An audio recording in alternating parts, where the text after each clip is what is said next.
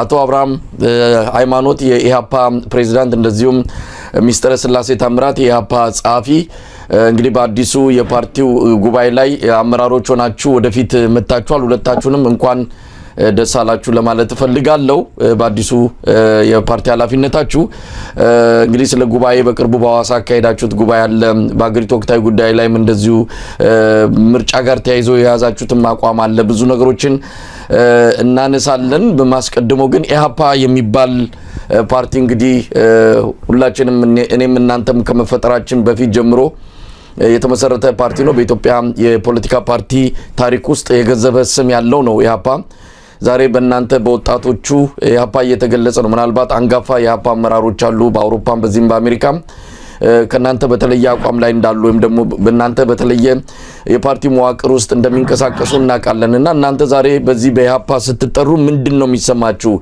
ይሄን የፓርቲ መዋቅር አስቀጥላችሁ በትውልድ ቅብብሎች ነው ያዛችሁት ወይስ በምን መነሻነት ነው እስቲ ከአብርሃም ልጀምር ያለውን ሁኔታ እሺ በጣም አመሰግናለሁ የኢትዮጵያ ህዝባዊ አብዮታዊ ፓርቲ ኢሃፓ በተለይ ከ7 ዓመት በፊት ወደ ሀገር ቤት ገብቶ ድጋሚ ምዝገባ አድርጎ ህጋዊ ሂደቶችን ካሟላ በኋላ ሀገር አቀፍ ፓርቲ ሆኖ እንደ አዲስ ያ ትውልድና ይሄ ትውልድ በጋራ በመሆን በድርጅት ውስጥ አመራርም አባልም በመሆን እየተንቀሳቀስን እንገኛለን ኢሃፓ ይሄ ትውልድ ብቻ ያለበት አይደለም የዛ ትውልድ የታሪኩ ባለቤቶችም ያሉበት ናቸው አሉ በአማካሪነትም በአመራር ውስጥም አሉ የኢሃፓ እንቅስቃሴ የበለጠ ጎልቶ እንዲሄድና የተሻለ ስራዎች እንዲሰሩም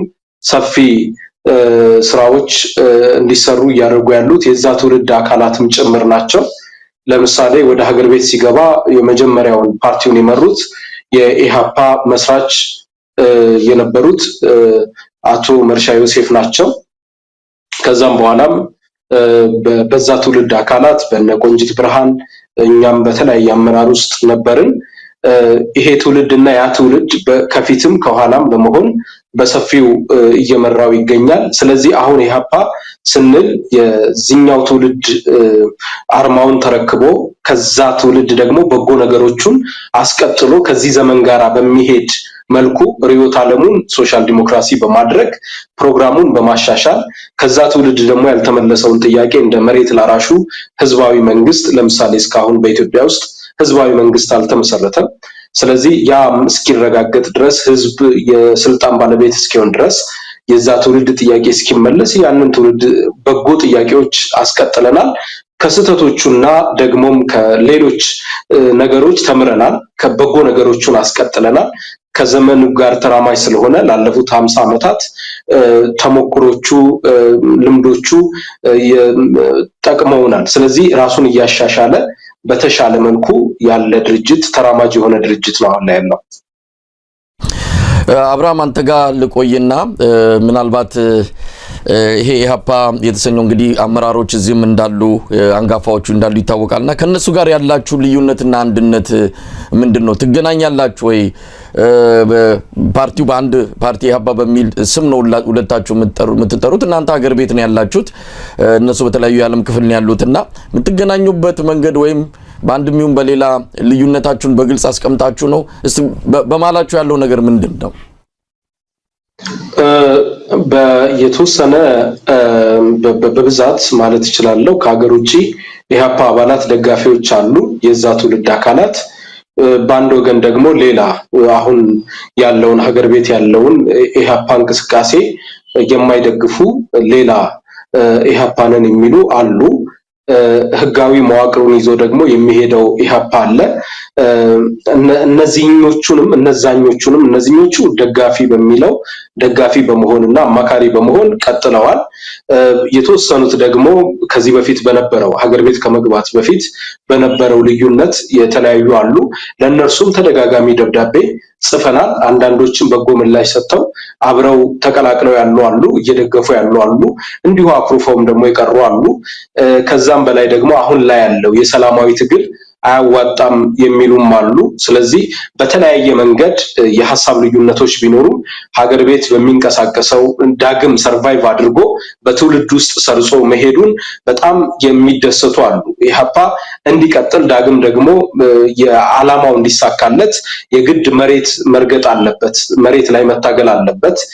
ውጪ ብቻ ከሀገር ውጪ በስደት መኖር የለበትም ብለው ወደ ሀገር አመጥተው ዳግም የዚህ ትውልድና ያ ትውልድ እንዲይዙት አርማውን እንዲረከቡ ዓላማውን ይዘው የበለጠ ከዳር እንዲያደርሱ ያደረጉ ጠንካራ መሪዎች እንዳሉ ሁሉ እዛው ደግሞ እንዲሁ ስሙን ብቻ ይዘው በአንድ አስተሳሰብ ላይ ብቻ ተቸክለው ያሉም አሉ።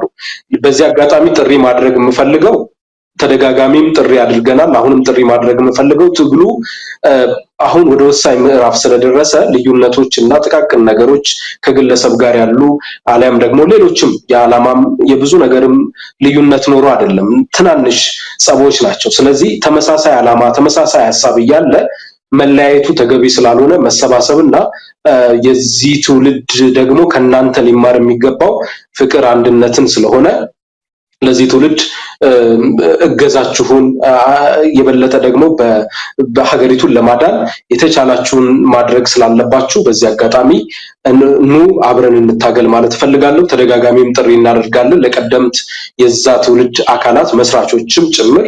ስለዚህ አሁን ድርጅቱ በሚችለው ሁሉንም እያሰባሰበ ይገኛል።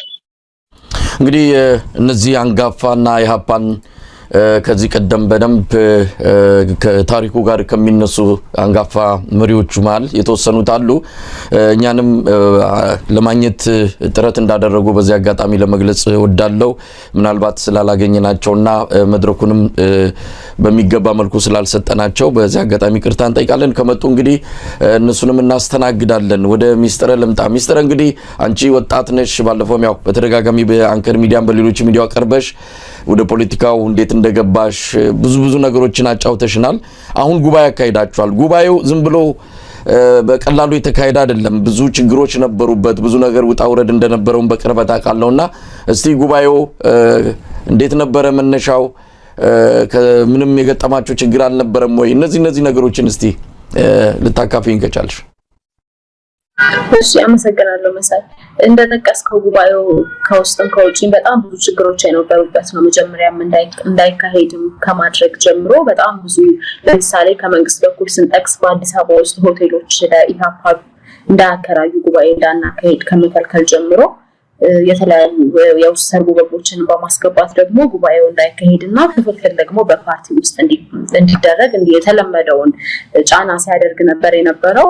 እንዳልኩትም ከውስጥ በኩልም በጣም ብዙ ጫናዎች ነበሩ። እንግዲህ አንድ ፓርቲ ስትል በጣም ብዙ ሰው ነው ጠቅልላ የምትናገረው፣ በጣም ብዙ ሰዎች ነው በውስጡ ያሉት እና እያንዳንዱ ሰው ጄኒውን ሆኖ ለህዝብ ይታገል ደግሞ የምትልበት ሲቹዌሽን አይደለም ኢትዮጵያ ውስጥ ያለውና ትክክለኛ ታጋዮች አሉ። ትክክለኛ የህዝብን ጥቅም ያላስቀደሙ ሰዎች ደግሞ ጉባኤው ተካሂዶ ጠንካራ አመራር ወደፊት መጥቶ ለቀጣይ ለምናደርገው ጠንካራ ሰላማዊ ትግል እንዳይዘጋጅና እንዲሁም ደግሞ ጭራሽም እንዳይኖር እያደረጉ የነበረበት ሁኔታ ነው ያለውና እንደጠቀስከው በጣም ብዙ መሰናክሎችን አልፎ የተካሄደ ጉባኤ ነው። እኛም ደግሞ በጣም የጓጓንለት ጉባኤ ነበር። ምክንያቱም እንዳልኩ በቀጣይ ብዙ ጠንካራ ትግሎች የምናደርግበት ወቅት ነውና ለዛ ጠንካራ ትግል ደግሞ ፓርቲውንም ጊዜውንም ሀገሪቱንም ህዝቡንም የሚጠቅሙ አመራሮችን ወደፊት ማምጣት ነበረብንና ያንን በተመለከተ ብዙ ጠብቀነው ብዙ ጓጉተንለት ስለነበር እኛም በደንብ ጠንክረን የሄድንበት ጉባኤ ነበረ። ግን እንዳልከው በጣም ብዙ ጫናዎች ነበሩት፣ በተለይ ደግሞ ከውስጥ እንዲሁ ደግሞ እንደተለመደው ከመንግስትም ከውጭ ማለት ነው።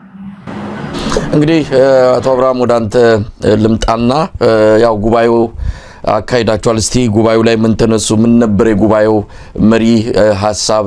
ስኬት ብላችሁት የምትገልጹትስ ምንድነው? እንግዲህ አዳዲስ አመራር ወደፊት መጥተዋል። አንተ የፓርቲው ፕሬዝዳንት ሆናል። ሚስጥረ ስላሴም ያው ጸሐፊ ነበረች፣ በዛው ቀጥላለች። ሌሎች አመራሮችም እንግዲህ ተሰይመዋል። እንዴት ነበር ሐዋሳ? በነገራችን ላይ ሐዋሳ የኔ ትውልድ ከተማ ናት። በደንብ እንዳስተናገደቻችሁ ሰምቻለሁና እንዴት እንደነበረ እስቲ ግለጽልን። በጣም አመሰግናለሁ። በቅድሚያ ለሲዳማ ክልል ዋና ከተማ ለሆነችው ሐዋሳ በጣም ምስጋና ለህዝቧ ምስጋና ማቅረብ እንፈልጋለን። ጉባኤው በሰላም እንዲጠናቀቅ እዛ ያሉ አባላት፣ ደጋፊዎች ከፍተኛ ሚናቸውን ተወጥተዋል። በደንብ ሀገር ወዳድነታቸውን የሐዋሳ ህዝብ ሀገር ወዳድነቱን አሳይቷል። እኛንም በክብር ነው የተቀበለን። ጉባኤውም በሰላም እንዲያልቅ ሰፊ ከፍተኛ ሚናውን ተወጥቷል። ህዝቡ ከመላው ሀገሪቱ የመጡ በጣም ከፍተኛ ቁጥር ያላቸው አባላት በሺዎች የሚቆጠሩ በዛ ከተማ ውስጥ በሰላም 3 ቀን ሙሉ አድረው ወጥተዋል እና ይሄ የሚያስደስት ነው። የተለያዩ ጫናዎች ብዙ ነገሮች እያሉ ወደ ሐዋሳ በመሄዳችን እውነት ለመናገር ኢህአፓ ህብረ ብሔር ድርጅትም ስለሆነ የሁሉም ብሔር ብሔረሰቦች መብት የቆመ ለህብረ ብሔራዊነት የቆመ ድርጅት ስለሆነ ሐዋሳ በማድረጉ እድለኛ ድርጅት ነው። አባላቱም እድለኞች ናቸው። ምክንያቱም እዛ ብዙ ቋንቋ ተናጋሪ ያለበት ከተማ ላይ ብዙ ባህል ያለበት ከተማ ላይ የኢትዮጵያ አንድነትም የበለጠ ደምቆ በሚገኝበት ከተማ ላይ ይህንን ታሪካዊ 11ኛ ጠቅላላ ጉባኤያችንን ማድረጋችን ትልቅ ኩራት ይሰማናል። ለሐዋሳ ህዝብም በዚህ አጋጣሚ ምስጋናችንን እናቀርባለን። ከዛም በላይ ደግሞ በክልል ውስጥም ያሉ የጸጥታ አካላትም ሰላም እንዲሆን ከፍተኛ ሚናቸውን ተወጥተዋል። የተለያየ ፖለቲካ ጫናዎችን ተቋቁመው በጣም ብዙ ፈታኝ ነገሮች ነበሩ። ለምሳሌ አዲስ አበባ ሆቴል በመጣጣቱ ወደዛ ሆቴሎች ጭምር ለኛ እናከራይም በማለታቸው ወደዛ ብንሄድም ነገር ግን ወደዛ በመሄዳችን ደግሞ ለኛ ብዙ ጥቅም አግኝተንበታል። መሪ ቃላችንም ጽናት እስከ ድል የሚል ነው። በዚህ ሰዓት ለድል ለመብቃት ጽናት ያስፈልጋል። የትኛውንም ፈተና መቋቋም ያስፈልጋል። ከዛም በላይ ደግሞ ስርዓቱ ባለ በሌላ ኃይሉ አምባገነን ስለሆነ ሰላማዊ ታጋዮችን ከሰላማዊ ትግል ሜዳ ለማስወጣት ብዙ ጥረት ስለሚያደርግ ጽኑ መሆንን ይጠይቃልና አባላት ደግሞ በጽናት ተቋቁመው አንዳችን ፍርሃት ሳያድርባቸው እውነት ለመናገር ከየክልሉ ሲነሱ ከየመንደራቸው ሲነሱ የተለያየ ማስፈራሪያ ዛቻዎች ይደርስባቸው ነበረ። እኛም ብዙ አስቸጋሪ ነገሮች ነበሩ፣ ሙከራዎችም ነበሩ ሐዋሳ ውስጥ ወደፊት ይፋ የምናደርጋቸው። ስለዚህ አመራሮቹ ላይ ጥቃት ለማድረስም የተለያዩ ሙከራዎች እንደነበሩ መረጃዎች እየደረሱን ነው። እንደነዚህ አይነት ፈተናዎችን ጭምር በመቋቋም አባላት በጽናት ይህንን በድል ጉባኤውን ሊያጠናቅቁ በቅተዋል። ከዚህም በላይ ደግሞ አሁን ብዙ ስራዎች አሉ፣ ከፍተኛ ስራዎች አሉ። እነዛን ስራዎች የበለጠ የገመገምንበት ጉባኤው ላይ ትላልቅ ውሳኔዎች ያሳለፍንበት፣ ለምሳሌ እዚህ መድረክ ላይ አንዱ የምንጠቅሰው ብቻችንን መስራት ስለሌለብን ትግሉ የበለጠ መሰባሰብና አንድነትን ስለሚጠይቅ ከሌሎች ኃይሎች ጋር እስከ ግንባር ለመፍጠር ጉባኤው ወስኗል። ከእናት ከመያድ ከአማራ ጊዮናዊ ጋር የጀመርነው እንቅስቃሴ ወደ ፍጻሜ የሚደርስበት ምናልባትም በቅርቡ ትልቅ ብስራት የሚሰማበትን ውሳኔ ጉባኤው አሳልፎልናል። ከዛም በላይ የሀገሪቱ ወቅታዊ ሁኔታዎች ላይ ጥናት ጽሑፍ ቀርቦ የትግል ጠንካራ የሰላማዊ ትግል ማድረግ እንደሚገባ አቅጣጫ ተቀምጧል። ሌሎችም የህገ ደንብ ማሻሻያዎች ተደርገዋል። ከሁሉም በላይ ለአፍሪካም ለኢትዮጵያ ህዝብም አስተማሪ የሚሆነው ከዚህ በፊት የፓርቲው ሊቀመንበር የነበሩት ፕሮፌሰር ዝናቡ አበራ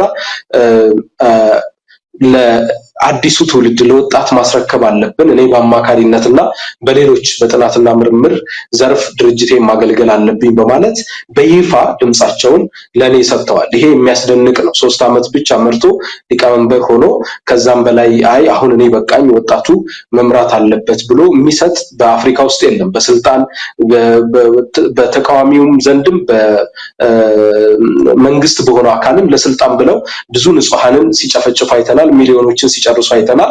ከዛም በላይ ለስልጣን ተብሎ የተለያየ ሴራዎች እና ደባዎች ሲፈጸሙ አይተናል። እነዚህ ሁሉ በፕሮፌሰር ዝናቡ ዘንድ ተቀባይነት ሳይኖራቸው በቅንነት ሀገር ወዳድ ስለሆኑ ብዙ መስዋዕትነት በከፈሉበት ኃላፊነት እንግዲህ ያለፉት 3 ዓመት ለሳቸውም ለእኛም በወቅቱ ለነበርነው ቀላል አልነበረም፣ በጣም ፈታኝ ነበረ።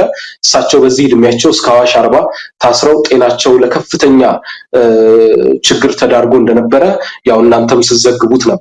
ያ ሁሉ መስዋዕትነት ለእናት ሀገራቸው ከፍለው አሁን ደግሞ ዝቅ ብዬ ልስራ ብሎ ማለት ምን አይነት ስብዕና ነው? ምን አይነት ኢትዮጵያዊነትና ሀገር ወዳድነት ነው? ይሄ ትልቅ አስተማሪ ስለሆነ በዚህ አጋጣሚ ለፕሮፌሰር ዝናቡ አበራ ትልቅ ምስጋና ማቅረብ እንፈልጋለን። ቤቱን በእንባ የተራጨበት በትልቅ ክብርም የሸኘበት ሁኔታ ስላለ እንደነዚህ አይነት አስደናቂ ነገሮች የተከናወኑበት ወደፊት ደግሞ ብዙ ወጣቶችና የዚህ ትውልድ አካላት ምናልባትም 90% ማለት እችላለሁ ወደ ስራ አስፈጻሚ ወደ ማዕከላዊ ኮሚቴም የመጡበት ያ ትውልድ ለዚህ ትውልድ ለማስረከብ ቁርጠኛነቱን ያሳየበት ታሪካዊ ጉባኤ ነበር የኢህአፓ 11ኛ ጠቅላላ ጉባኤ። አመሰግናለሁ አብርሃም። እንግዲህ ሚስተር የዚህ ጉባኤ ስኬት ብላችሁ የምትገልጹት ሌሎች ነገሮች አሉ ወይ? ከተነሱት መልእክቶች፣ አቋሞች ምናልባት አብርሃም ያልጠቀሳቸውም ካሉ። በሌላ በኩል እንደው አዲስ አበባ ማካሄድ አቅቶ ሳትችሉ አዋሳ ሄዳችሁ ማድረጋችሁ በራሱ ምናልባት የስርዓቱ መዋቅር ምን አይነት ባህሪ እንዳለውም የሚያሳይ ነው። በፌደራል ደረጃ በአዲስ አበባ ደረጃ የማይቻል ሁሉ ነገር ዝግ ሆኖ አዋሳ ግን ሄዳችሁ ማድረጋችሁ ምናልባት አገዛዙ በራሱ የማይናበብ ነው ወይስ የተለየ ነገር ተፈጥሮ ነው አዋሳ ላይ ማድረግ የቻላችሁት የሚል ጥያቄ ይነሳል። ምናልባት መልስ ካላችሁም ይሄንንም አንድ ላይ ልትመልሽ ትችላለሽ። እንደው ጉባኤው ላይ የተነሱ ሐሳቦችና አቋሞች በተጨማሪ ካለ እሱን እንድትገልጭልኝ እድሉ ልስጥሽ። መልካም አመሰግናለሁ። በድጋሚ መሳይ እንዳልከው ነው ከሁለተኛው ጥያቄ ጀምርና ሐዋሳ ጉባኤውን ስናደርግ ነገሮች አልጋ ባልጋ ነበሩ ማለት አይደለም። በጣም ፈታኝ ነበር እዛም የነበረው። በተለይ ደግሞ ቅድም አብርሃም ለመጥቀስ ሞክሮት እንደነበረው አመራሮች የነበሩ ሰዎች ላይ እንዲሁም ደግሞ አባላት ላይ ጥቃት ለማድረስ የሚንቀሳቀሱ ቡድኖች እንደነበሩ አሁን መረጃዎች እየመጡ ነው። ወደፊት ስናጠናቀር የምንሰጠው ነውና ያ በመንግስት በኩል ነው በማን በኩል ነው የሚለው እንዳልኩት መረጃውን በደንብ ግልጽ አድርገን እኛም ሲደርሰን ይፋ የምናደርገው ጉዳይ ሆኖ ሳለ ሐዋሳ ከተማም የነበረን ቆይታ እንዲሁ አልጋ ባልጋ ነው ለማለት አይቻልም። መጀመሪያ ከነበረው ሁኔታም ጀምሮ ግን በአንጻራዊነት በጣም የተሻለ እንድናደርግም ደግሞ ድል የተሰጠበት ነው። ብዙ ተባባሪ አካላት የነበሩበት ነውና ምናልባት አይናበብም በሚለው ማለፍ ይቻል ይሆናል ወይም ደግሞ ቀኖች ነበሩ የሐዋሳ እንድናደርግ የፈቀዱልን ብለን ማለፍ እንችላለን። ዲቴል ውስጥ ባንገባ ጥሩ ነው። እሱን ግን ከዛ ባለፈ ጉባኤው ላይ ምን ስኬቶች ተካሄዱ የሚለው በዋናነት ቅድም እንዳልኩት መካሄዱ በራሱ ትልቅ ስኬት ነው። እንዳልኩት ከብዙ ወራት በፊት ጀምሮ ጉባኤው እንደምናደርግ ይፋ ካደረግንበትና በውስጥም ደግሞ ከታወቀበት ጊዜ ጀምሮ በጣም ብዙ ጫናዎች ሲካሄዱ ስለነበረ በመጨረሻው ሰዓትም ይደረጋል አይደረግም እኛ ራሱ የተወዛገብንበት ሁኔታ ስለነበረ በነበሩብን ጫናዎች ምክንያት መካሄዱ በራሱ ትልቁ ስኬት ነው ብለን ነው የምናስበው። ግን ጉባኤው ላይ ምን ተነሳ፣ ወደፊት ኢህአፓን ወደፊት የሚያራምዱ ሁኔታዎች ላይ ጠቅላላ ጉባኤው ምን ወሰነ ካልን የመጀመሪያው ቀደም እንደተባለው በጋራ በመስራት የምናምን ፓርቲ ስለሆነ ከዚህ ቀደም በትብብር ከምንሰራቸው እናት መኢአድ እንዲሁ አማራ የሆነ የንቅናቄ ጋር እስከ ግንባር ድረስ ለመድረስ የሚያስችለንን ግሪን ላይት አግኝተናል ከጉባኤው። ያ በጣም ትልቅ ስኬት ነው ብለን ነው የምናስበው። ምክንያቱም አሁን ላይ ባለንበት ሁኔታ በለብቻ ተሰርቶ የሚመጣ ለውጥ የለም በዚህ ባለንበት ምስቅልቅልና እሱ እንደ ትልቅ ስኬት ነው የምንቆጥረው የግንባሩን ግሪን ላይት ማግኘታችን። ከዛ ባለፈ ግን ኢህአፓ እንደሚታወቀው እኛም እንደምንለው በተደጋጋሚ ተራማጅ ፓርቲ ነው እና ፓርቲውን ቢሮክራት ከመሆኑ ወይ ደግሞ በቃ ስርስር አድርጎ ያስቀምጡ የነበሩ በወቅቱ ያሰሩ የነበሩ ነገር ግን ደግሞ አሁን ከጊዜ ጋር ስናነጻጽራቸው ብዙ ያሰሩ የነበሩ የህገ ደንብ ሁኔታዎችን ማሻሻያ አድርገናል። ያ ትልቅ ስኬት ነው ለኛ። ከዛ ባለፈ ግን ቅድም ለተጠቀሰው በወቅታዊ ሁኔታዎች ላይ በጣም ዝርዝር ጥናት ነበረ። የሱ ጥናት ቀርቦ ለጠቅላላ ጉባኤው በደንብ በጥልቀት ውይይት ከተደረገበት በኋላ የሀገራችን ወቅታዊ ሁኔታ ላይና እንዲሁም ደግሞ ኢህአፓ በቀጣይ ሊሄድባቸው ስለሚገቡ የፖለቲካ አቅጣጫዎች የጋራ መግባቢያ ላይ ደርሰን ነው ጉባኤው የተለያየውና እነዚህ በዋናነት ጠቅሳቸው የምችል ስኬቶች ናቸው። ከዛ ባለፈ ግን በአመራር ደረጃ ካወራን ጠንካራ የሆኑ አመራሮችን ወደፊት አምጥተናል ብለን የምናስብበትና ህዝቡም ደግሞ በቀጣይ በምናደርገው እንቅስቃሴ ያንን አይቶ የሚፈርድበት ጉባኤ ነው ያደረግነውና ያ መካሄዱ በራሱ ትልቅ ስኬት ነው። አሁን የዘረዘርኳቸው ደግሞ እንደ ሌላ ስኬት የምንቆጥራቸው ነገሮች ናቸው።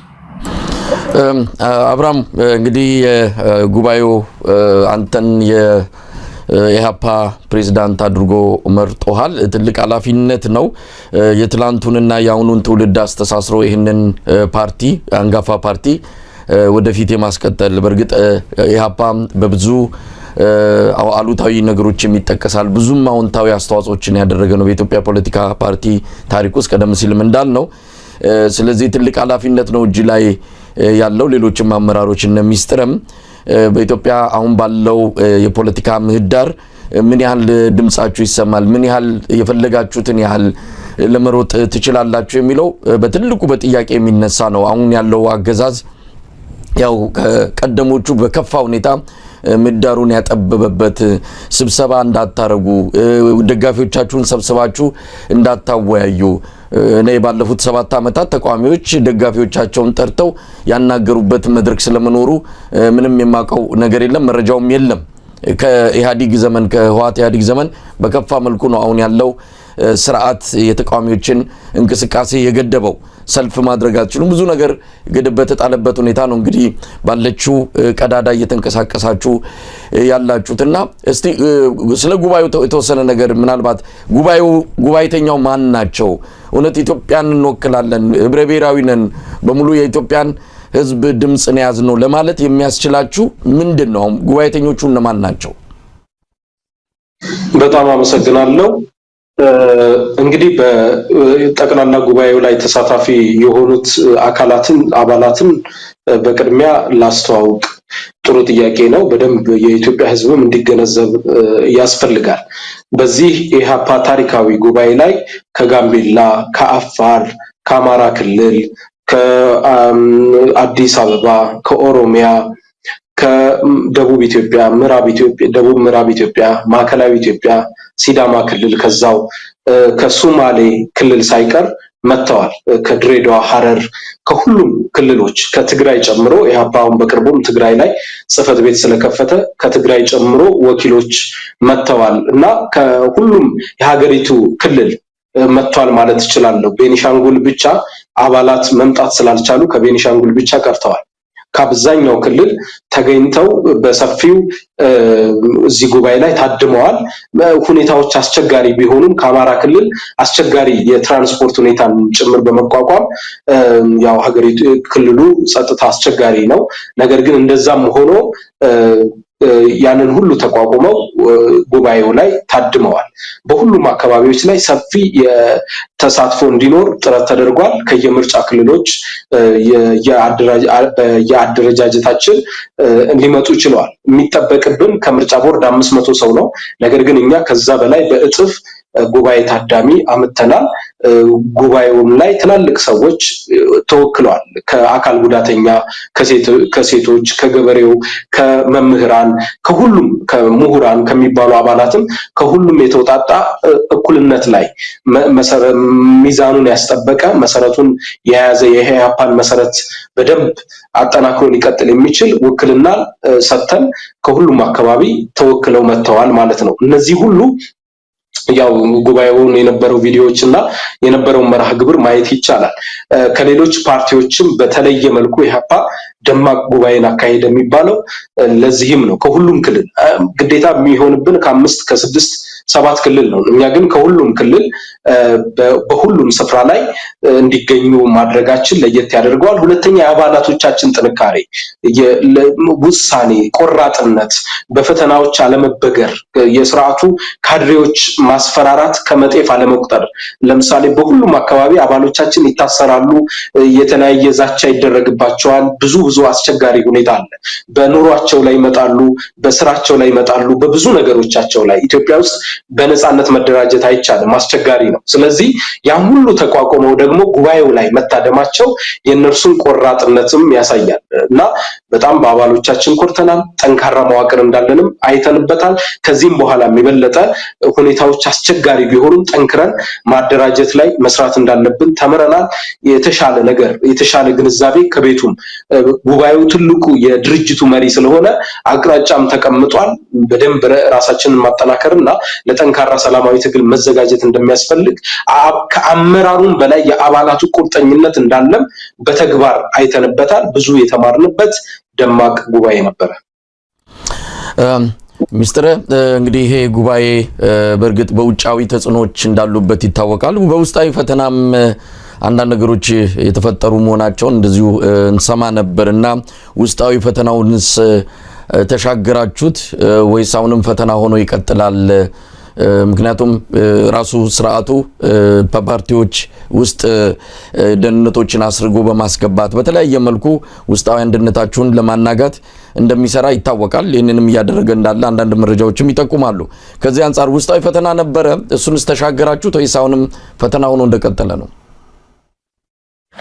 እሺ ውስጣዊ ቀደም እንደጠቀስኩት አለ ከውጫው ደግሞ የሚብሰው ውስጣዊ ነው ምክንያቱም የውጭውን ቢያንስ እንዴት እንዲመጣ እንደሚችል ተጠንቅቀህ የምታልፈው ነው የውስጡ ሲሆን ግን ብዙ ውስጥ ሚስጥሮችን የሚያውቁ ብዙ ከፓርቲው ጋር በጋራ ስራ ሲሰሩ የቆዩ ሰዎች ናቸው የሚሆኑትና እሱ በጣም ከባድ ነው ብዙም ሰው ደግሞ እንዳለ የማይገነዘበው እና የማይረዳው እሱ ይመስለኛል እንዴት አስሮ አንቆ እንደሚያስቀምጥ ውስጣዊ ችግሮች ነበሩብን በጣም ብዙ በተለይ ደግሞ ቀደም እንዳልከው አንተም ከብልጽግና በኩል አስርጎ በማስገባት እንዲሁ ከገቡ በኋላ በመመልበልና በተለያዩ ጫናዎችን በመፍጠርም በማስፈራራት በመደለል ብቻ ሳይሆን እንደዛም አድርጎ ራሳቸውም ደግሞ ያመኑ በአፋቸው ከብልጽግና ጋር ነው የምንሰራው ያሉ ሰዎች ነበሩኛም በመረጃ ያገኘነው ማንነታቸው ለጊዜው ቆየንና አሁን ፈተናውን አልፋችሁታል ወይ ለሚለው እንደዛ ነው የምንጠብቀው እንደዛ ነው ኤክስፔክት የምናደርገው ግን ቀደም እንዳልኩት ፓርቲ ስትል በጣም ብዙ ሰዎችን አቅፈ የምትሄድበት ቦታ ነውና እያንዳንዱ ሰው ምንድነው ማን ነው የሚለው ነገር ዛሬ የሆነውን በታቅ ነገ ምን እንደሚሆን መረዳታችን መገመታችን አሁን ባለው ሁኔታ በተለይ ደግሞ ባሉት ጫናዎች ምክንያትና ወደፊት የሚሆነውን እናያለን ግን እኛ ይሄን ጉባኤ የሚፈልግነው አንድም ውስጣችንን በደንብ አጽድተን ለመሄድ ነበር ያንን አድርገናል ብለን እናስባለን ፎር ዘ ታይም ቢንግ ግን ወደፊት ደግሞ ምን ሊፈጠር ይችላል የሚለው አብረን ነው የምናየው ግን አሁን ባለው ሁኔታ ውስጣችንን አጽድተናል ብለን ነው የምናስበው ግን ውስጣዊ ጫናዎች ደግሞ ወደፊት አይቀጥሉም ማለት አይደለም ባልሆነ ምክንያት አብራም እንግዲህ አሁን ወደ ሌሎች ጉዳዮች እንምጣስቲ እንግዲህ አሁን ወደፊት ምን እንጠብቅ ያፓን ቀደም ሲል የተከሳችሁት አለ ወደ ግንባር ለመሄድ ከሌሎች ከሚመስሏችሁ አቻ ከሆኑት የፖለቲካ ፓርቲዎች ጋር ግንባር ሆነን እንሰራለን ያላችሁት ፈተናዎች አሉ እስቲ ያፓን በቀጣዮቹ ወራት አመታት ምን አይነት ፓርቲ ሆኖ ልናየው እንችላለን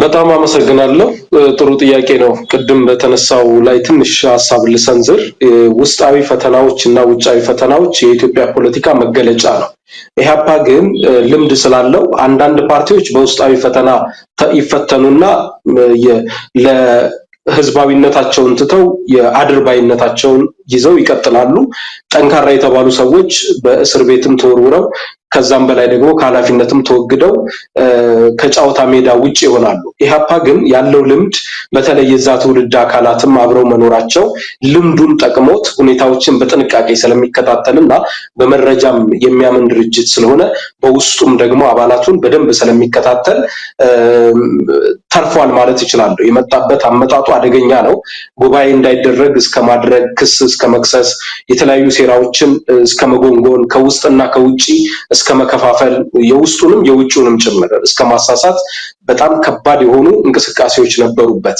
ያ እንቅስቃሴ ተሳክቶ ቢሆን ኖሮ ምናልባትም ያው እንደምናቀው እንዳንዳንድ እንደከሸፉ ፓርቲዎች ኢህአፓም ከሽፎ ያው እንደተለመደው እኛም ደግሞ ሌላ ሮሮ እናሰማበት ሁኔታ ይፈጠር ነበር ነገር ግን ልምዱ ጠቀመው ከዛም በላይ ደግሞ ጠንካራ መሰረት ያለው ህዝባዊ ድርጅት ስለሆነ አባላቱም ጠንካሮች ስለሆኑ በቀላሉ በሴራዎችና በተራሉ ባልታ ሐሰተኛ ስም ማጥፋቶች የሚብረከረክ ፓርቲ ባለመሆኑ ሊፈርስላቸው አልቻለም ለማፍረስ ያቀዱ አካላትም እንደማይፈርስ ጽኑ መሰረት ላይ ቆመ ጠንካራ ድርጅት መሆኑን በተግባር አሳይቷል አሁንም ሙከራዎች አሉ ክሶች አሉ ተራ እንቅስቃሴዎች አሉ የትም አይደርሱም ጠንካራ አባላት ጠንካራ አመራሮች ስላሉ እንታገላለን እንፋለማለን ያለ ትግል ደግሞ ያለ ውስጣዊም ያለ ውጫዊም ትግል ጠንክሮ መውጣት የለም ስለዚህ የበለጠ እንድንጠነክር የበለጠ ወደ ተሻለ ምዕራፍ እንድንሸጋገር እያደረጉን ነው እንደውም ራሳችንን እንድንፈትሽና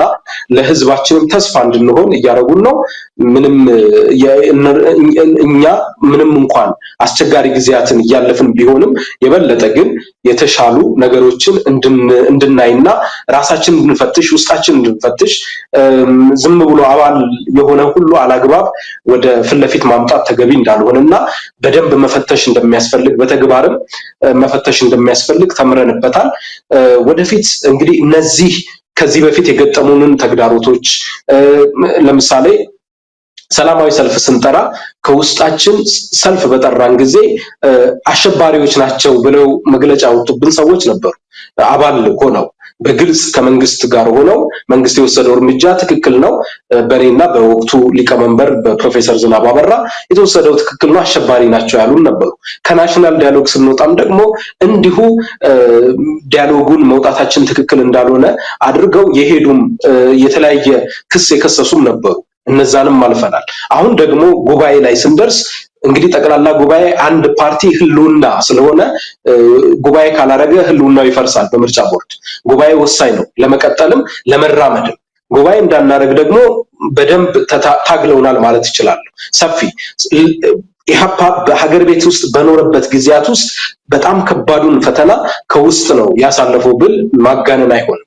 ከውጭም ደግሞ እንደዚሁ በተመሳሳይ ብዙ ፓርቲዎች ተስፋ ተጥሎባቸው ገና በአንድ ዓመታቸው በሁለት ዓመታቸው የሚመክኑት የውስጥ ትግልን መቋቋም ስለሚያቀታቸው፣ ኢህአፓ ግን ከውስጥ ያለፉት 50 ዓመታትም የገጠሙት የትግል አይነቶች ስላሉ የተለያዩ አንጃዎች ክሊኮች ተፈጥረውም ትምህርት ስለወሰደ ያ ልምድ ጠቅሞታል ማለት እፈልጋለሁ። ከኛም ብዙ ትምህርት መስጠት እንችላለን ነገ አብረውን ለሚሰሩ ፓርቲዎች። ስለዚህ የበለጠኛ ውስጣዊ ነገራችንን አጠንክረን ውስጥ ከጠነከረ የውጭው ቀላል ነው፣ መታሰሩ መገደሉ ቀላል ነው፣ ህዝብ አብሮ ይቆማል፣ ቀላል ነው። በውስጥ ግን ከተፍረከረክ በስልጣን በጥቅማ ጥቅም ለምሳሌ ልስጥ። ከዚህ በፊት ኢህአፓ 2013 ምርጫ ማግስት ስልጣን መጥቶልን ነበር ለኛ፣ አንደኛው እኔም ጭምር ነበርኩ።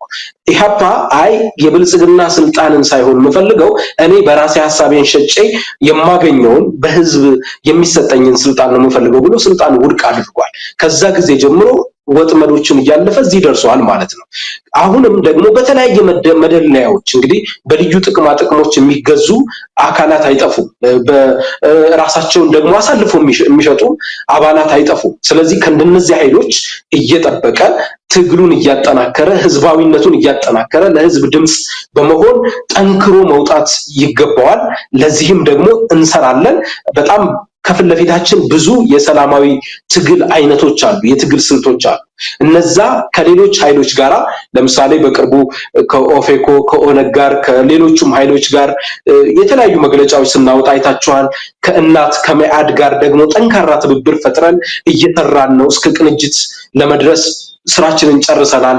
እንደነዚህ አይነት ጠንካራ ህዝባዊ የሆኑ ፓርቲዎችን በመያዝ አሁን ትግሉ መጠንከር ያስፈልጋል፣ መወሰን ያስፈልጋል፣ መምረር ያስፈልጋል። ሰላማዊ ትግሉ ላይ ጠንከር ብሎ መውጣት ያስፈልጋል። ህዝባችን በጦርነት እያለቀ ነው፣ ኢኮኖሚው እየደቀቀ ነው። በአጠቃላይ እንደ ሀገር የመቀጠል ያለመቀጠል የህልውና አደጋ ላይ ነው ያለነው። ሁሉም ህዝብ፣ መላው የኢትዮጵያ ህዝብ ተመሳሳይ የህልውና አደጋ ላይ ነው ብለን እናምናለን። ከዚህ የህልውና አደጋ ለመውጣት ደግሞ ዝም ብለን ስልጣን ይዘን ወይም ፓርቲ ነን እያልን የይስሙላ ነገር ማድረግ ሳይሆን የምንፈልገው በተግባር ከህዝባችን ጋር አብረን ለመታመም አብረን ማንኛውንም መስዋዕትነት ለመክፈል መዘጋጀትን ነው የምንመርጠው። ለዛም አቅጣጫ አስቀምጠናል። በምንችለው ጠንካራ ትግል እናደርጋለን። ከፊት ለፊታችን የሚደቀኑ የትኛውንም ፈተናዎች ተቋቁመን ህዝባችንንም የበለጠ እያነቃን እያደራጀን በተሻለ አቅም ከዚህ በፊት ከነበረው ጠንካራ የሆነ ኃይል ሆነን ለመውጣት ተዘጋጅተናል። እንግዲህ ሚኒስትር ጉባኤው ምን ያህል ስልጣን እንደሰጣቸው አላቅም። በተለይ አሁን ካለው ነባራዊ ሁኔታ አንፃር ምን አይነት ትግል ነው እንድታካሂዱ የሚያስፈልገው? እኔ ያው በተደጋጋሚም ካንቺም ጋር ከብዙዎቹ ሀገር ቤት ከሚንቀሳቀሱ የፖለቲካ ፓርቲዎች ጋር ማቀርብላቸው ጥያቄ ነው። አሁን ባለው አካሄዳችሁ ምን ያህል ርቀት ትሄዳላችሁ? ህዝቡን ለህዝባዊ ቢተኝነት ካልጠራችሁ፣ ህዝቡን ለሰላማዊ ትግል ካልጠራችሁና ካላንቀሳቀሳችሁት በመግለጫ ብቻ የሚደረግ ትግል ምን ያህል ርቀት ይወስዳል? አሁን እኮ ይሄ ስርዓት ከነፍጥ በስተቀር አልወድቅም፣ ማንንም አይጥለኝም ብሎ በግልጽ የተናገረበት ሁኔታ ውስጥ ነው ያለው። የምክክር ኮሚሽን እናንተ የወጣችሁበት ጨምሮ ያ አሁን ላለው ስርዓት ተጨማሪ እድሜ ለማራዘም በሌላ መዋቅር ስልጣን ለመስጠት የመጣ ኮሚሽን እንጂ በትክክል ኢትዮጵያን ችግር ሊፈታ እንደማይችል ምናልባት በዚህ ድምዳሜ ላይ ደርሳችሁ ሊሆን ይችላል የወጣችሁት። ብዙ ነገር የተቆላለፈ ነው። በዚህ ሁኔታ ውስጥ የሚመጥን ትግል እናደርጋለን ብላችሁ ታምናላችሁ ወይ? ጉባኤውስ በዚህ ላይ ምን ውሳኔ ያስተላለፈ? እንዲሁ መግለጫ እያወጣችሁ እንዲሁ ትብብር እያደረጋችሁ እንድትቀጥሉ ወይስ በተለየ? ምክንያቱም ችግሩን እያያችሁት ነው።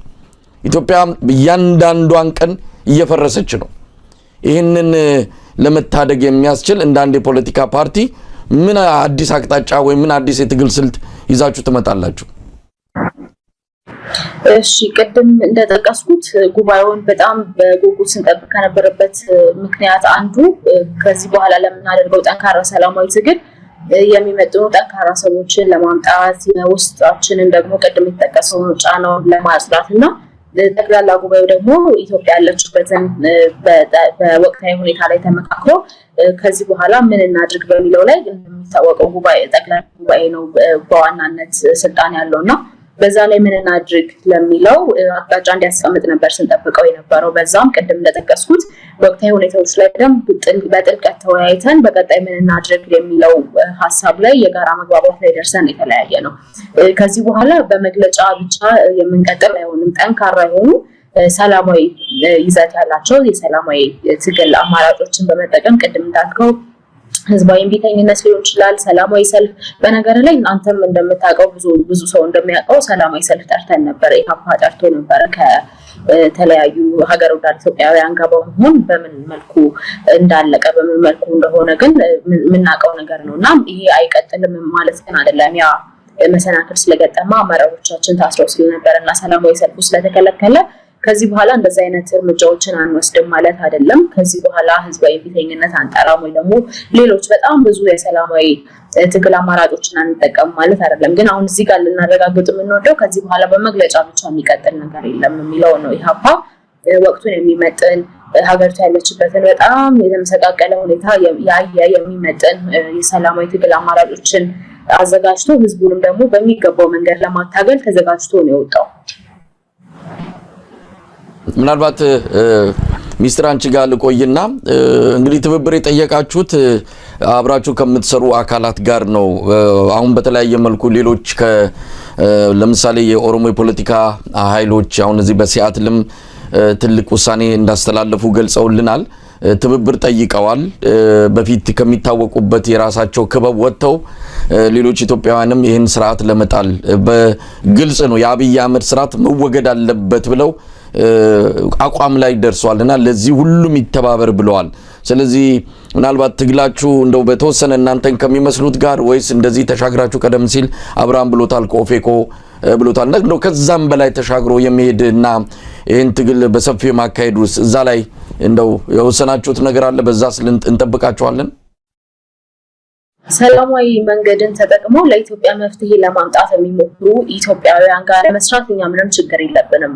የማንንም ፈቃድም የመጠየቅ ሁኔታ ባለፈው አንተ ጋርም የተናገርኩት ነገር ነው። ኢህአፓ በሰላማዊ ትግል ነው የሚያምነው። በሰላማዊ ትግል ከሚያምኑ ኢትዮጵያ ያለችበትን በጣም አስቸጋሪ ሁኔታ ከተረዱ ከህዝቡ ጎን ለመቆም ከተሰለፉ ኢትዮጵያውያን ጋር ለመስራት ምንም አይነት ችግር የለበትም። እሱ ነው የኛ አቋም። አሁንም ዛሬም ነገም ትናንትም የነበረው አቋማችን እሱ ነው።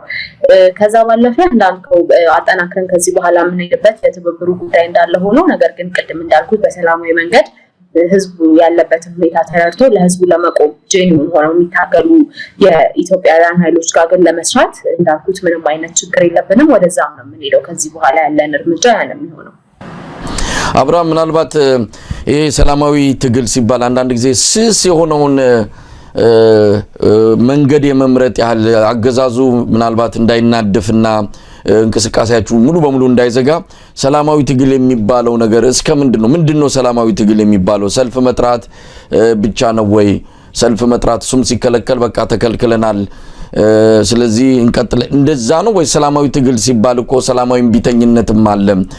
ለስርዓቱ አልገዛም ማለት ከስራ ማቆም አድማ ጀምሮ ብዙ ነገሮችን ማድረግ ይቻላል። በቅርቡ የኢትዮጵያ ጤና ባለሙያዎች ያደረጉት ሰላማዊ ትግል ነው፣ ስራ ነው ያቆሙት። እንደዚህ አይነት ነገሮችን የሚጨምር ነውና ሰላማዊ ትግል ሲባል ሰላማዊ ሰልፍ ጠርቶ እሱም ሲከለከል ይወ ተከልክለናል ይያሉ መቀጠል ነው። እንዴት ነው እንደው በደንብ ሰውም እንዲረዳውና እናንተን እንዲጠብቅ ሰላማዊ ትግል የምትለውን ስስ የሆነችዋን መንገድ ብቻ እሷን እየገለጹ ካገዛዙ ዱላ እንዳይመጣ ከመስጋት የሚገለጹ ነገሮች ብዙም ርቀት የሚወስዱ አይደሉም። አሁን ያለውን ኢትዮጵያ የትግል ሁኔታ የሚመጥንም አይደለምና ከዛ አንፃርስ እንደው ሰላማዊ ትግል እስከምን ድረስ ነው ልታካሂዱ ያሰባችሁት? በጣም ጥሩ ጥያቄ ነው። በጣም ብዙ ኢትዮጵያ ውስጥ ከ100 በላይ የሰላማዊ ትግል ስልቶች አሉ። የሚፈቀዱ በህገ መንግስቱም በዓለም አቀፍ ህጎችም የሚፈቀዱ ስልቶች አሉ። እንደተባለው አንደኛው ቤት ውስጥ የመቀመጥ ስራ የማቆም አድማ፣ ስርዓቱን ያስጨንቃሉ የሚባሉ ነገሮችን ሁሉ የማድረግ ስርዓቱ እንዲለወጥ በሰላም እንዲለወጥ ወይም ደግሞ ሽግግር መንግስት እንዲመጣ ወይም ደግሞ ስልጣኑን እንዲለቅ ገዢው ፓርቲ የያዘውን ስልጣን እንዲለቅ የሚያደርጉ ብዙ ጠንካራ ስልቶች አሉ። እነሱም ሰላማዊ የሆኑ ህጋዊ የሆኑ ስልቶች ማለት ነው። በኔ እይታ ኢትዮጵያ ውስጥ ምንም አልተሞከረም የሰላማዊ ትግል። እንደተባለው እኛም ሰልፍ ጠራን፣ እኔን ጨምሮ የሰልፉ አስተባባሪዎች ወደ እስር ቤት ስንሄድ ሰልፉ ቆመ፣ ህዝቡም አብሮን አልቆመም። ለምን አላደራጀነውም? በወቅቱ ደግሞ የበለጠ አላነቃነው። ትግሉ በሚፈለገው ልክ አልሄደም። እንደውም አስታውሳለሁ በወቅቱ ሰልፍ ስንጠራ አንተ የጠየቀኝ ጥያቄ እናንተ ስትታሰሩ ቢቆምስ የሚል ነበር እና ህዝብ ላይ በደንብ መሰራት እንደሚያስፈልግ ጠቁመህ ነበረ። በጣም ታሪካዊ ነገር ነው በወቅቱ አስታውሰዋለሁ። እና ህዝቡ ላይ በደንብ ባለመስራታችን ባለማደራጀታችን ጠንካራ ኃይል ባለመሆናችን እኛ ስንታሰር ሁኔታዎች ይቆማሉ። ያንን ለማስቀረት ነበር ላለፉት አመታት በተለይ ደግሞ ከዛ ጊዜ በኋላ ኢህአፓ ራሱን እያደራጀ እያጠናከረ የተሻለ አመራር እያመጣ ከውስጥም ከውጭም ያሉ ነገሮችን በአደረጃጀት ላይ እንዲሆኑ ያዋላቸው። ህዝቡ ደግሞ አሁን ላይ ደግሞ የበለጠ ምቹ ሜዳ አለ። በጣም አብዛኛው ነገር ስርዓቱ ያለ ይሉንታ ብዙ ነገሮችን እየደፈረ ነው። በጣም ብዙ ስህተቶች ውስጥ ገብቷል። ህዝቡ ደግሞ አስቸጋሪ ሁኔታ ውስጥ ነው ያለው። እንደውም ጠንካራ ኃይል በማጣቱ ምክንያት ይመስለኛል የኢትዮጵያ ህዝብ ጨንቆት ያለው የታላችሁ ፓርቲዎች ነው የሚለን። ስለዚህ አሁን ላይ ምቹ ነገር አለ ለማንኛውም የሰላማዊ ትግል ለሚጠሩ ትግሎች። ያ ግን ኢህአፓ ብቻውን ጠንካራ ስለሆነ የሚያሳካው አይደለም። እናት ፓርቲ ብቻውን ኦፌኮ ብቻውን የሚያሳካው አይደለም። መሰባሰብና አንድ ኃይል መሆን ያስፈልጋል። እኔ ጠንካራ ነኝ እኔ ብቻዬን ሁሉን ወጣዋለሁ ምናምን እያልን የትም እንዳልደረስን ተረድተናል ከተሞክሮቻችን። ለምሳሌ ያኔ እኛ ሰልፍ ስንጠራ ብዙ ፓርቲዎች አብረውን እንዲቆሙ ሞክረን ነበር። ሌሎች ሀገር ወዳድ ዜጎች ከኛ ጋር አብረው ቆመዋል። በእርግጥ እናመሰግናቸዋለን። አብረን ነው በጋራ እስከ ከፍተኛው መስዋዕትነት የተወጣነው። ነገር ግን ተቃዋሚ ፓርቲዎች የሚባሉ ከኢህአፓ በስተቀር አብረው ሊቆሙ አልቻሉም። ጦርነት ይቁም ሰላም ይስፈን የሚል ሰልፍ ላይ መሳተፍ እንኳን የፈሩ ነበሩ ግብዣ አድርገንላቸው። ከዛ ፍርሃት ቆፈን መውጣት ያስፈልጋል። እኔ አንዳንዴ ለምንድነው አመራር ላይ የምንቀመጠው? ለምንድነው የፖለቲካ ፓርቲ መሪ ወይም አባል የምንባለው? አለዛ ከፈራም ቤታችን ውስጥ መቀመጥ ነው። በእርግጥ ቤት ውስጥም ተቀምጠ ችግሩ አልጋ ውስጥ ሳይቀር እየመጣ ነው። ፈርተህም የምታልፈው አይደለም። ስለዚህ ሰብሰብ ብለህ የበለጠ ጠንክረህ ማድረግ የምችለውን ነገር ማድረግ ነው። አሁን ላይ የመሰባሰብ ጥቅምን ብዙ ፓርቲዎች ተረድተው እየተሰባሰቡ ነው። ኢህአፓም ከሌሎች ፓርቲዎች ጋር አብሮ መሰባሰቡን ጥቅሙን ስለሚያውቀው አንድ ላይ ሆኖ ነው እየሰራ ያለው። ስለዚህ ብቻውን ሳይሆን ጠንካራ ከሚባሉ ቅድም ጓዲት ሚስጥር እንደገለጸችው ከሌሎች ሰላማዊ ታጋዮች ጋር ከሌሎች ሀገር ወዳድ ዜጎች ጋር ከሀገር ውስጥም ከሀገር ውጭም ካሉ ወገኖቻችን ጋር በጋራ በመሆን በአንድነት በመቆም እስከመጨረሻው ስርዓቱ እስኪለወጥ ድረስ በሰላማዊ ትግል አሁን ካለበት ተገቢ ያልሆነ አካሄድ እስኪስተካከል ሀገሪቱ ከጦርነት ወጣ ወደ ሰላም እስክትመጣ ድረስ ሰላማዊ ትግሉ የበለጠ ምቹ ሜዳ እስኪያገኝ ምህዳሩ እስኪሰፋ ድረስ ሌሎችም ማነቆ የሆኑ ህገ መንግስቱ እስኪሻሻል ድረስ ጠንክረን መታገል ያስፈልጋል። መቆም የሌለበት ትግል ነው መጀመር ያለብን እንዲህ በቀላሉ የማይከሽፍ። ስለዚህ ለዛም ተሞክሮ እንዲሆነን ያለፉትን የፓርቲዎች ተሞክሮች የኛንም ተሞክሮች ዳሰን ጥናት ጭምር አዘጋጅተናል። ከዛም በላይ ደግሞ ቀጣይ በጥናት ላይ የተመሰረተ የሰላማዊ ትግል ለማድረግ ጥናቶቻችንን ጨርሰናል ከሌሎች ኃይሎች ጋር ማለት ነው። ስለዚህ በጥናት ላይ የተመሰረተ አዋጭ የሆነ ለውጥ ሊያመጣ የሚችል ትግል እናደርጋለን። ያ ማለት እውነት ለመናገር እዚህ ሚዲያ ላይ መቅረብ ራሱ እኮ ትግል ነው። በአሁን ሰዓት ሚዲያዎች ላይ እንኳን ተቃዋሚ ፓርቲዎች መቅረባቸው ያሳስራል። ሚዲያ ላይ ወጥቶ ሐሳብን በነጻነት መናገራቸው የተለያየ መግለጫ ማውጣታቸው እነዚህን ሁሉ ተቋቁመው የሚሄዱ አሉ። በዛው ልክ ደግሞ ቃለ መጠይቅ እንኳን መስጠት የሚፈሩ የፓርቲ መሪዎች አሉ። ይሄ ተገቢ አይደለም። እንደ ኢህአፓ አናምንበት። መታገል ለህዝብ ድምጽ መሆን ባሉ አማራጮች ሁሉ የሰላማዊ ትግል አማራጮችን መጠቀም የኢትዮጵያ ውስጥ ደግሞ በጣም አስቸጋሪ ነገር ቢሆንም ያለው ስርዓት ነገር ግን ከህዝብ አይበልጥም፣ ከጠንካራ ድርጅቶች አይበልጥም። የኛ ድክመት ነው የበለጠ እነርሱን ያጠናከራቸው የኛ አንድ አለመሆንና ደካማ መሆን ነው እንጂ የተሻለ ከኛ የተሻለ አቅም ኖሯቸው አይደለም። ስለዚህ እኛ መጠንከር ይኖርብናል፣ ህዝባችንን ማደራጀት ይኖርብናል፣ መሰባሰብ ይኖርብናል፣ ልዩነቶችን ወደ ጎን መተው ይኖርብናል። ኢህአፓ እኮ ከኦነግ ጋር ሲሰራ ከኦፌኮ ጋር ሲሰራ ከሌሎችም ኃይሎች ጋር ሲሰራ ልዩነት ጠፍቶ አይደለም። በጣም ሰፊ ልዩነት አለ። ነገር ግን አንድ የሚያግባባን የሀገር ጉዳይ ካለ ጠባብ ነገር ካለ ያችንም ጠባብ ነገሮች በመጠቀም በጋራ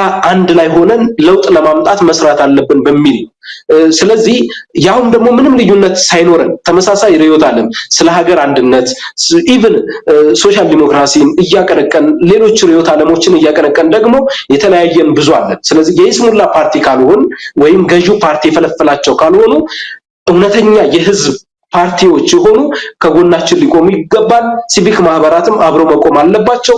ሌሎች ከሀገር ውጭ ያሉ ኢትዮጵያውያንም በጋራ መቆም አለባቸው። ዝም ብሎ መተቸት ሳይሆን ወደ ውስጥ በመምጣት አሁን ያለውን ኃይል መጠቀም ነው። አንድ አይነት መንገድ ብቻ አይደለም ለውጥ የሚያመጣው፣ ብዙ መንገዶች ናቸው። መንገዶችን በደንብ መፈተሽና ያሉ አማራጮችን መጠቀም አስፈላጊ ነው። ጊዜ የለንም። አመሰግናለሁ አብርሃም። እንግዲህ ሚስትር ምናልባት ወደ ኋላ ሊመልሰን አይችልም፣ ግን የኢትዮጵያን ሁኔታ እንዴት እያያችሁት ነው? አሁን ሰሞኑን የምንሰማቸው ነገሮች በፍጥነት የሆነ ነገር መደረግ እንዳለበት የሚያመለክቱ ናቸው።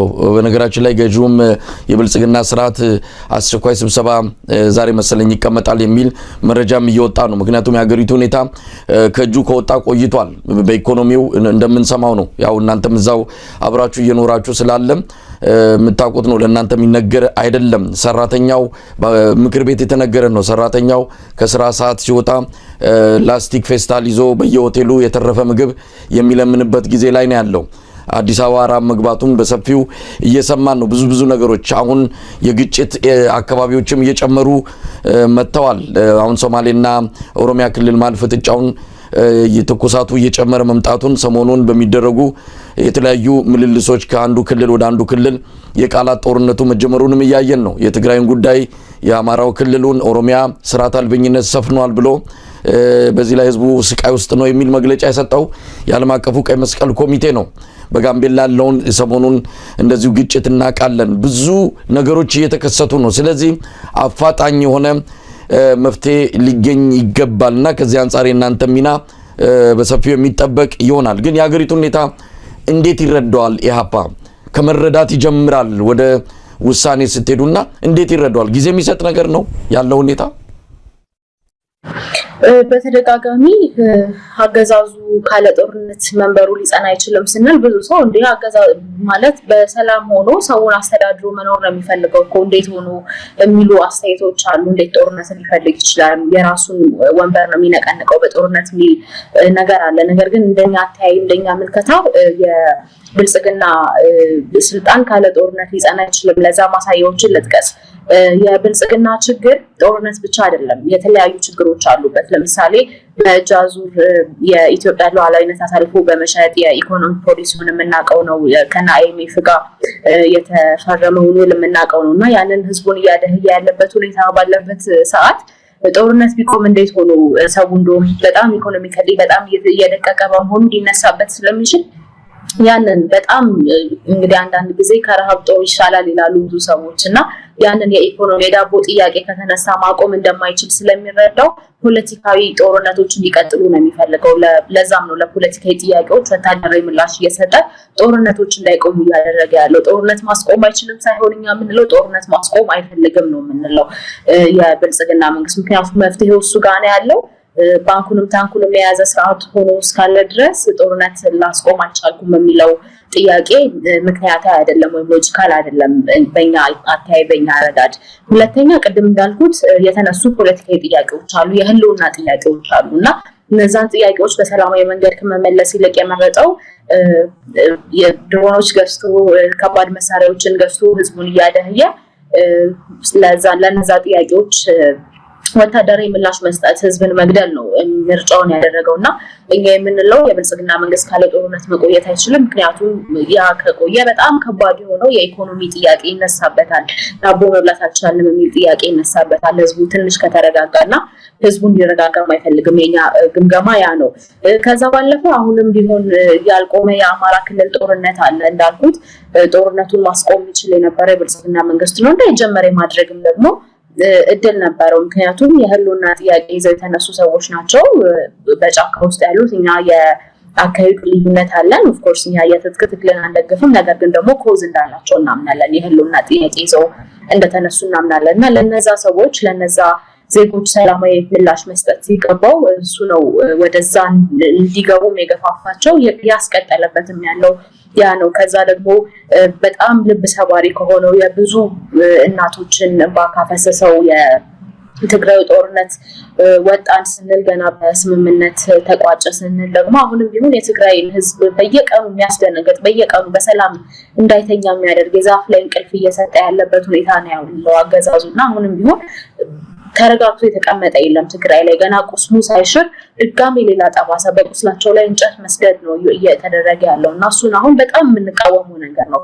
አይደለም በዛ ሁሉ ጦርነት በደቀቀ ህዝብ ላይ በየትኛውም ኢትዮጵያዊ ላይ የትኛውም አይነት ጦርነት አገዛዙ እንዲከፍት አንፈልግም። ለተነሱ ጥያቄዎችን ደግሞ ስልጣን ላይ እስካለ ድረስ ግዴታው ስለሆነ ህዝቡን በሰላም ማስተዳደር የህዝቡን ደህንነት መጠበቅ ግዴታው እስከሆነ ድረስ ያንን እንዲያደርግ ነው እኛ አርጅ የምናደርገው የምንቀሰቀሰው የምናሳስበው። ነገር ግን የብልጽግና መንግስት ነው የመሪዎቹን ኔቸር ስናይ የሚሰሙም አይደሉም። በማን አለብኝነት እየቀጠሉ ያሉ ሰዎች ናቸው። በማን አለብኝነት መቀጠላቸው ደግሞ ኢትዮጵያ የመፍረስ ደረጃ ላይ እንድትደርስ ያደረጋት ነውና ከዛሬ ነገ ምን ሆነ እያለን ከዛሬ ነገ ምን ተፈጠረ ጦርነት የትጋ ደግሞ አዲስ ጦርነት ተጀመረ ያነበረው እንደማይቆም ሁላችንም ተስፋ እየቆረጥንበት ያለው ሁኔታ ነው ብልጽግና ስልጣን ላይ እስካለ ድረስ ቅድም በተጠቀስኳቸው ምክንያቶችና ያ ሁሉ ባለበት ሁኔታ ብልጽግና ተስተካክሎ ሀገር ይመራል ተስተካክሎ ካለበት ችግሮች ወጥቶ ነገሮችን አስተካክሎ ኢትዮጵያ በሚገባት ልክ ይመራታል የሚል እምነት የለንም። እኛ በሰላማዊ መንገድ የብልጽግና መንግስት መቀየር አለበት ብለን የምናምነው አገዛዙን ባህሪውን ለመቀየርም አይደለም። ኢንፋክት እየሰራን ያለ ነው ባህሪውን እንደማይቀየር በጣም ደጋግሞ ስላሳየን ማለት ነው። ብልጽግና ከዚህ በኋላ ህግ አድርጎ መቀጠል ማለት የኢትዮጵያና የኢትዮጵያውያን ስቃይ ማራዘም ነው። ያ ደግሞ በጣም የተቋቋምንበት ዓላማም አይደለም። እዚህ የፖለቲካ ድርጅት ውስጥ የገባንበት ዓላማም አይደለምና በብዛትኛ አሁን እየሰራን ያለ ነው የብልጽግና መንግስት በሰላማዊ መንገድ እንዲቀየር ነው እንጂ ባህሪውን ቀይሮ አስተካክሎ ራሱን አድርጎ ይጓዛል የሚል እምነት በፍጹም የለንም። እየተካሄዱ ያሉ ጦርነቶችን በብርቱ እናወግዛለን። ሊጀመሩ ያሉ ጦርነቶችንም እንዲሁ በተለይ ደግሞ የአገዛዙን መንበር ለማጽናት የሚፈሳ አንድም ኢትዮጵያዊ ደም መኖር የለበትም ብለን ነው የምናምነው።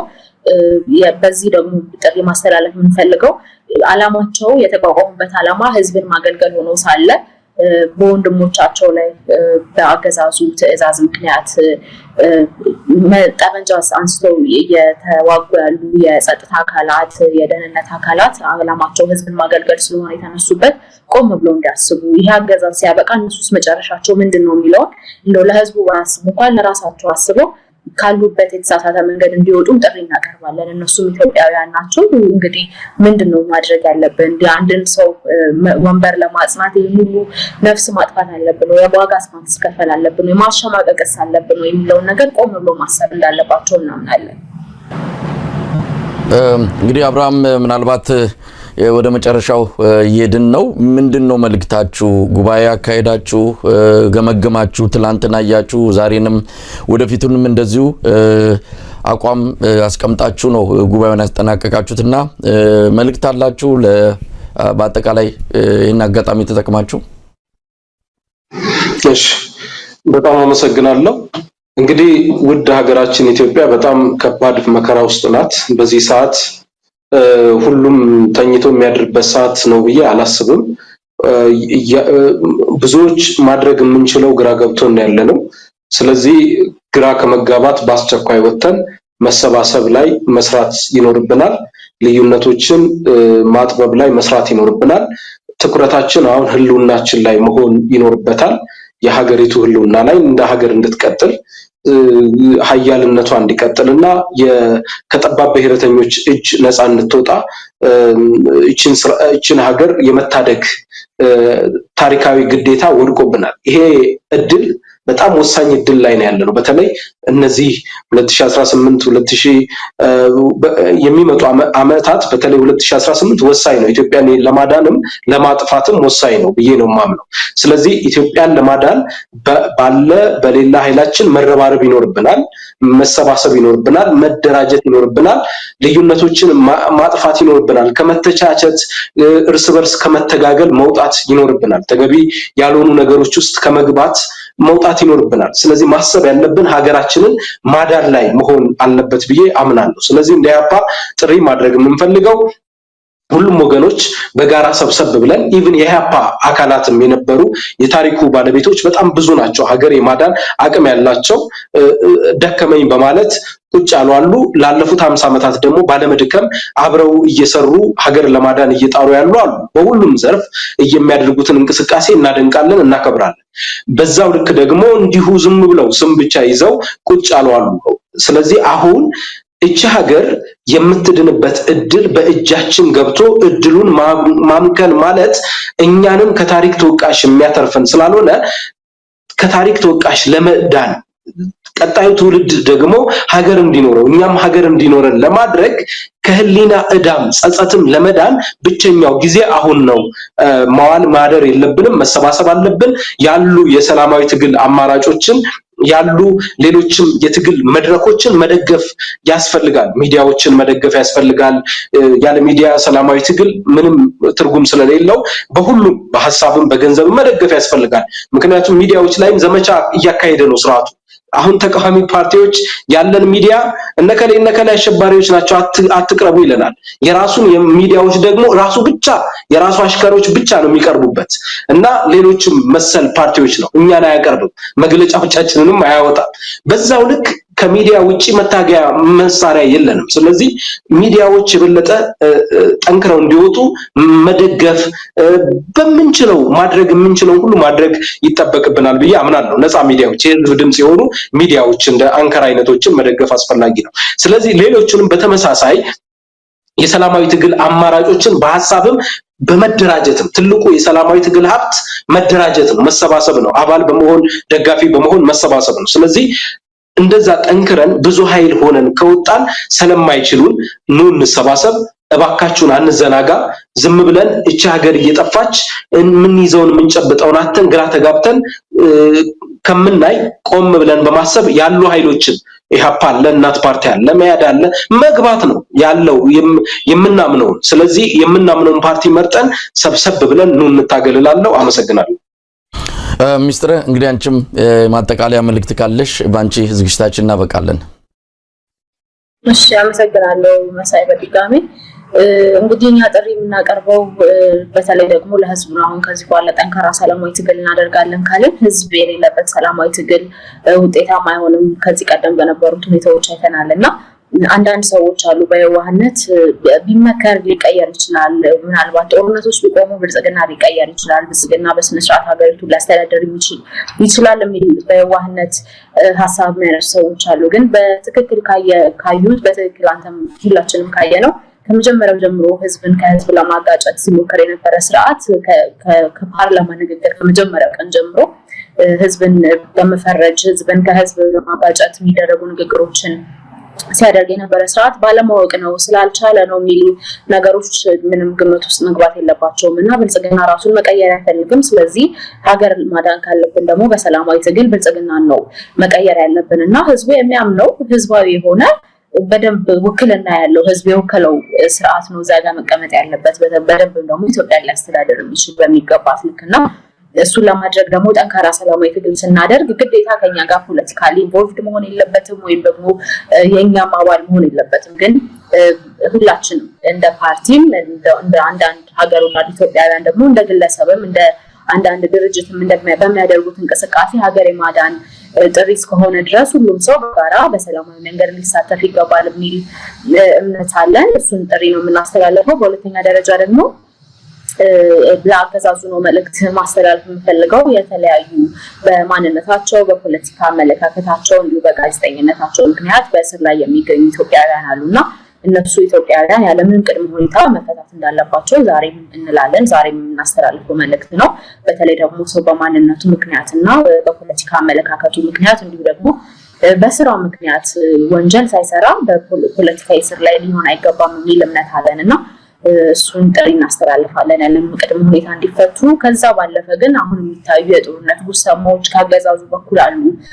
ቅድም እንዳልኩት ገና ቁስሉ ያልጠገገውን የትግራይ ህዝብን ድጋሚ ወደ ጦርነት ገባለ በሚል ማስፈራራት አለ። የአማራ ክልል ላይ የቀጠለው ጦርነት አለ። ህፃናት እየተገደሉበት ከትምህርት ገበታቸው የተፈናቀሉበት እና ንጹሃን ዜጎች በብዙ እየሞቱበት ያለ ጦርነት አለ። እሱ እንዲቆም እንጠይቃለን። በኦሮሚያ ክልልም ያለው ሁኔታ ያው ነው። እንደው አንዳንድ ክልሎችን ዝም ብለን አፋችን ላይ ሲመጣ ለምሳሌነት እናንሳ እንጂ ግጭት የሌለበት የኢትዮጵያ አካባቢ የለም ባለፉት 7 ዓመታት እና ሁሉም ሰው ደግሞ ያለበትን የኢኮኖሚ ጫና መረዳት አለበት። የአገዛዙ ሀገሪቱንስ ምን ላይ ያደረሳት ነው የሚል ብሔራዊ ኩራቶቻችን ብሔራዊ እንደ ሀገር አንድ የሚያደርጉን ነገሮቻችን የመናድ ሁኔታ ላይ ነው ያለውና እሱን ደግሞ በጋራ ማናስቆመው ከሆነ በኋላ እንደ ሀገር አንድ ላይ የምናዝንበትም የምንደሰትበትም ነገር አይኖረንም። እሱን ማጣት ደግሞ ማለት አንድነታችንን ማጣት ነው። ኢትዮጵያ በኋላ ምን ላይ ናት? አፍ ላይ የምትቀር አንድ ቃል ሆና ነው የምትቀረው ከዛ በኋላ እና ያ ሁኔታ ላይ ሳንደርስ በፊት ህዝቡ ተባብሮ በሰላማዊ መንገድ ስርዓቱን ሊቀየር ይገባል። እምቢተኝነቱንም ሊያሳይ ይገባል። ያለበትንም ጫና ደግሞ ለዓለም አቀፉ ማህበረሰብ በእኛ በኩል ብቻ ሳይሆን እንደ ህዝብ ከራሱ በኩል ሊናገረው ይገባል ብለን ነው የምናስበው። በጣም አመሰግናለሁ ሁለታችሁንም።